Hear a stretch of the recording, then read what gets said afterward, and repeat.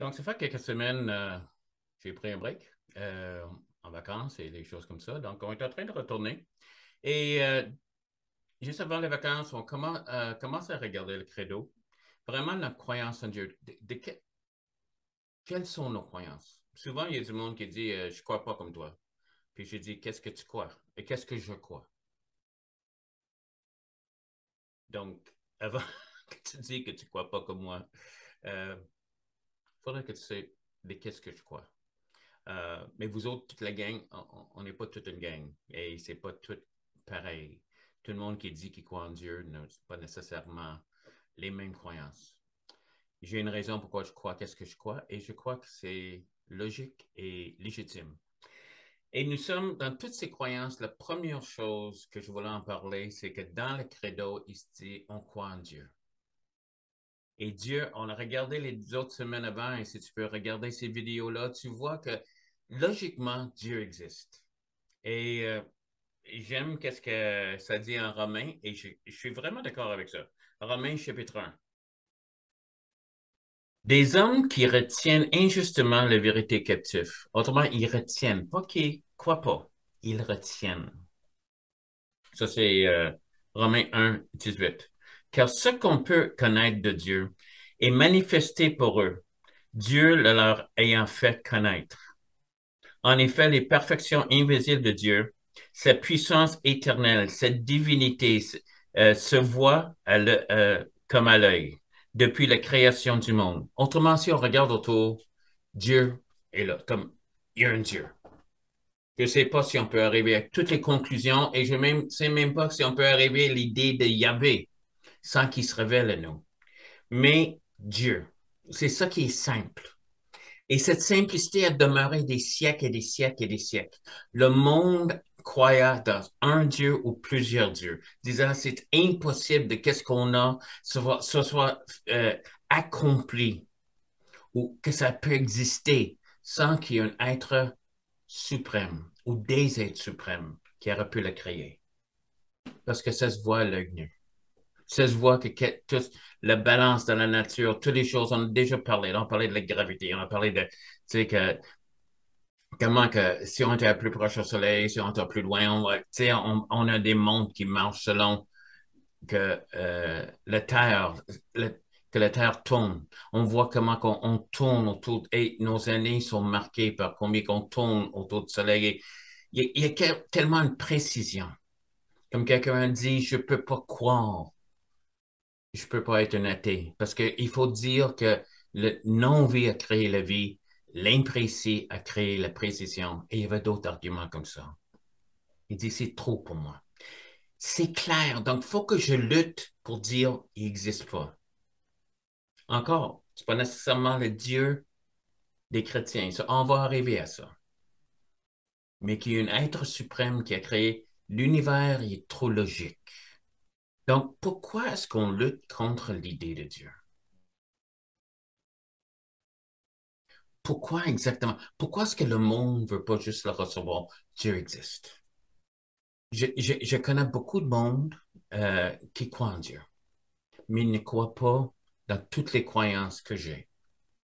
Mais ils sont certains que Dieu existe. Pourquoi est-ce qu'on lutte contre ça? Je pense que le psaume 2 nous montre une idée.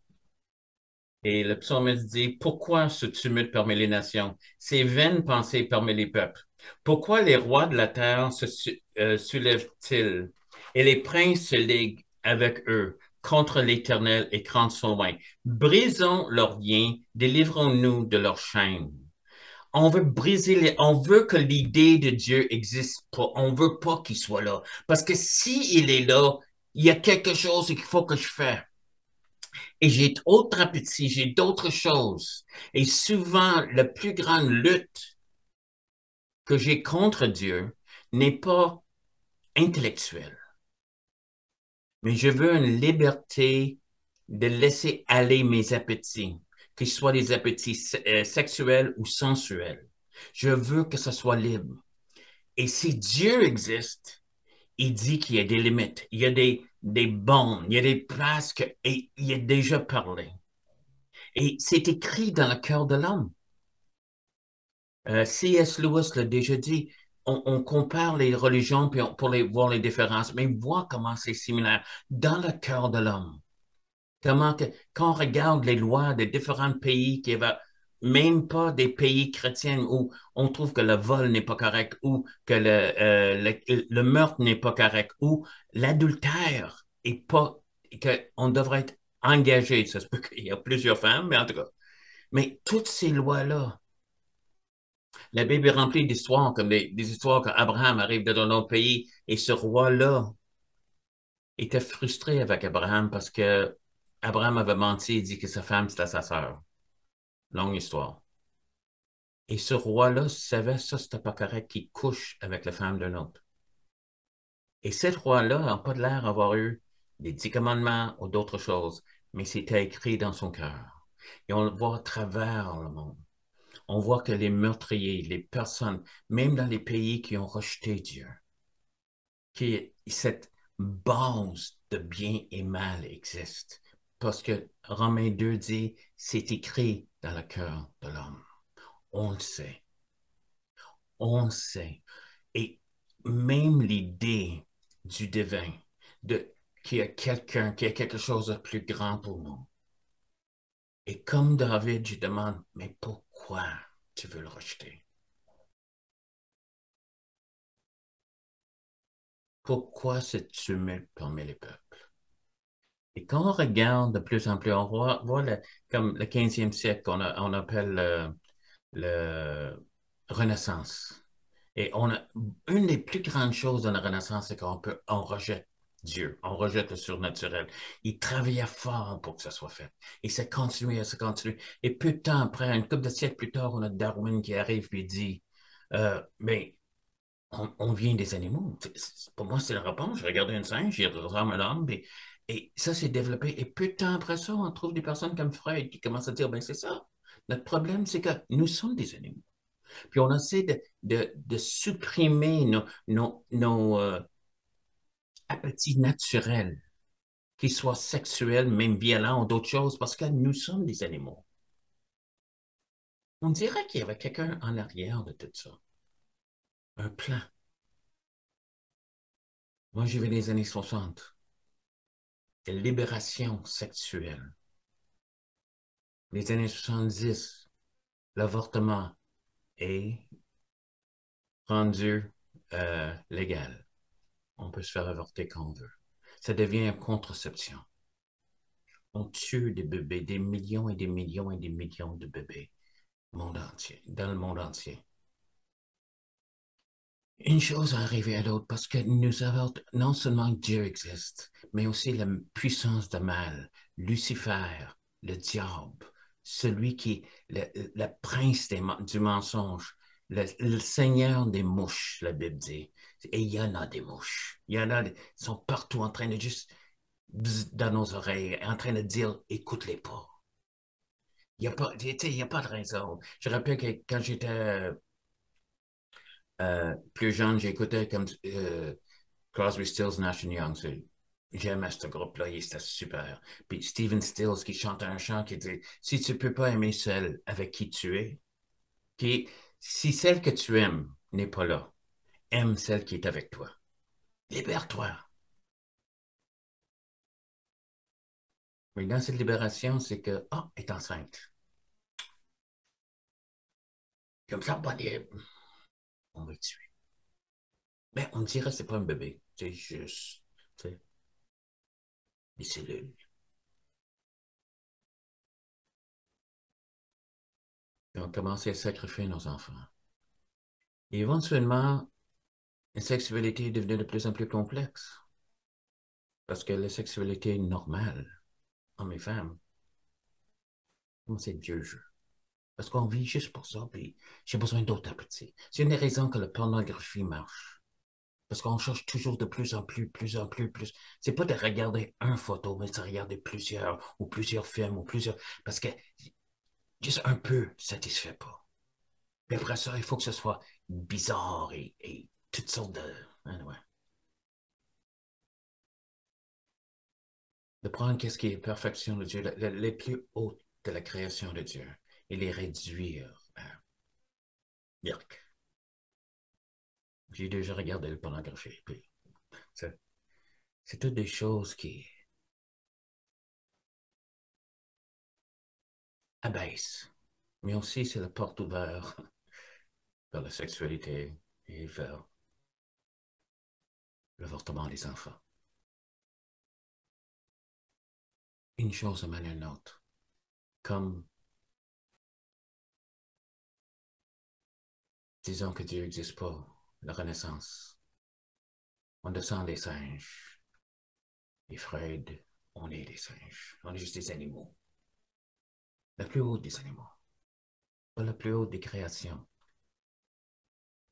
La raison qu'on veut échapper ces chaînes-là, puis on le met en met d'autres. On vit dans un monde qui dit, t'as besoin d'équilibre. Fais qu'est-ce que tu veux. Bois. Et maintenant, arrête de boire. T'es rendu alcoolique. Pas tout le monde, mais c'est correct. Et eux, tiens un joint. Je rappelle des ennemis qui ont fait l'acide, puis ont resté là. Ils n'ont pas revenu. Il n'y a pas tout le monde. Quelques-uns d'autres. Tout était parfait.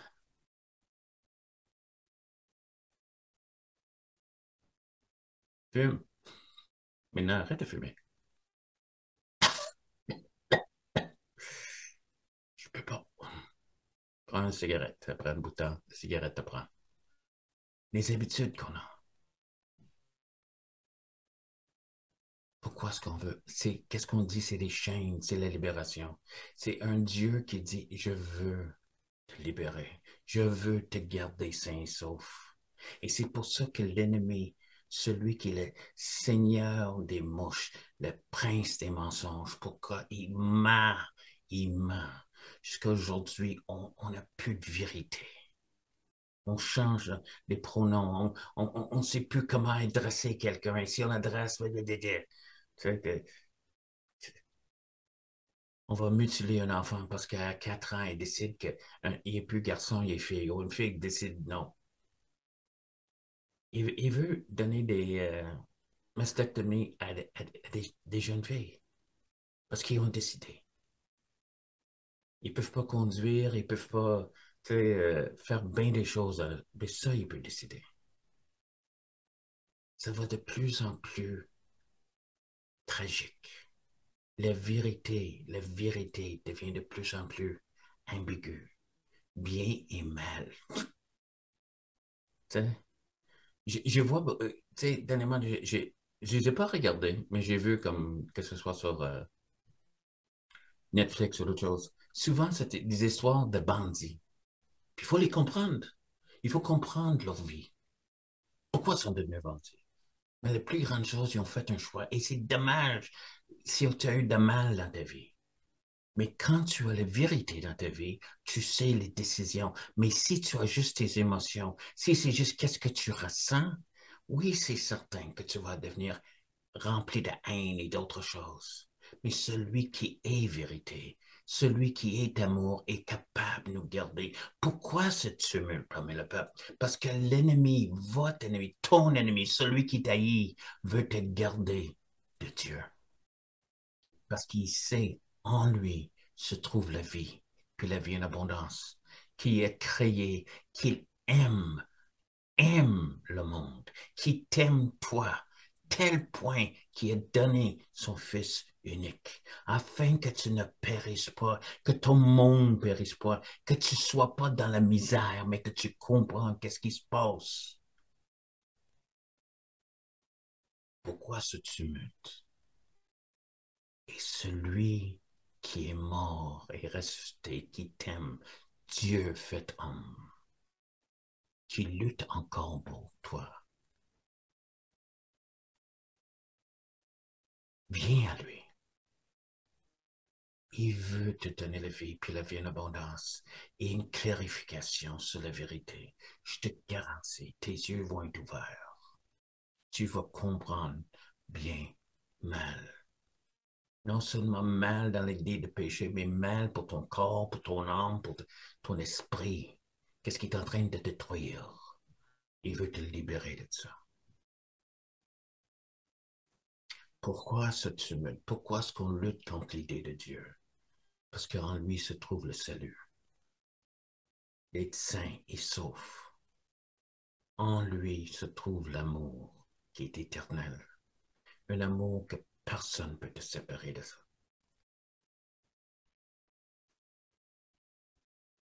Crois en Dieu. Et je crois que Jésus est venu, Dieu fait chair, afin que tu aies la vie éternelle et que tu ne périsses point, mais que tu aies la vie éternelle. Si tu veux croire avec moi maintenant, je vais prier. Seigneur, tu vois le lutte qui est en train de se passer, mais tu as gagné, tu l'as vaincu sur la croix de Calvaire. Tu as gagné le lutte et celui qui m'écoute maintenant et celle qui m'écoute maintenant, rouvre leurs yeux. Je demande, Saint-Esprit, que tu les visites et qu'ils sachent quelle est la vérité. Brise. Seigneur, je parle à cette tempête, à cette tumulte et je dis, calme-toi. Et de là, voir la vérité. Juste prie après moi. Juste dis ces paroles. Seigneur Jésus, je demande pardon pour mes péchés. J'accepte que tu es mort à ma place. Et si je crois en toi, je ne périrai pas, mais que j'aurai la vie éternelle. Je le reçois, Jésus. Merci. Alléluia. Et si tu as fait cette prière, tu vois mon courriel, écris-moi. Et si tu veux nous rejoindre tous les samedis soirs à 7 heures, on a une rencontre sur Zoom et tu peux être avec nous. C'est une rencontre maison. Tu peux même, si jamais tu veux savoir l'adresse de la rencontre maison, c'était dans la ville de Québec, ben, dans une banlieue de la ville de Québec, Saint-Augustin. Et on te donnera l'adresse, tu pourras nous rejoindre. Prier avec nous, prendre un café, écouter l'étude. Tu seras bienvenu. Et sinon, il y a l'adresse Zoom qui est ici et tu peux nous rejoindre par là. Si tu es chrétien, sachez qu'il y a une lutte pour la vérité. Accepte-les pas. Sois ferme. Connais la vérité. Demeurez. Est-ce que c'est important qu'un homme soit un homme et une femme soit... Oui. Non pour le péché, mais pour ça aussi, pour le péché. Mais sur l'idée de garder une société saine et sauf, pour tes enfants, ils ont besoin d'avoir une sécurité, une réalité, la vérité sur laquelle ils puissent tenir. Jésus a dit, il ne faut pas bâtir nos maisons sur le sable. Et chaque petite idée qui sort, c'est ça que le diable veut faire. C'est ça que l'ennemi veut faire. C'est ça que des hommes veulent faire. La vérité est solide. C'est une roc. Tu demeures. Tu mets ta vie. Tu bâtis ta vie là-dessus. Et tu ne te tromperas jamais. Et tes enfants ne se tromperont jamais.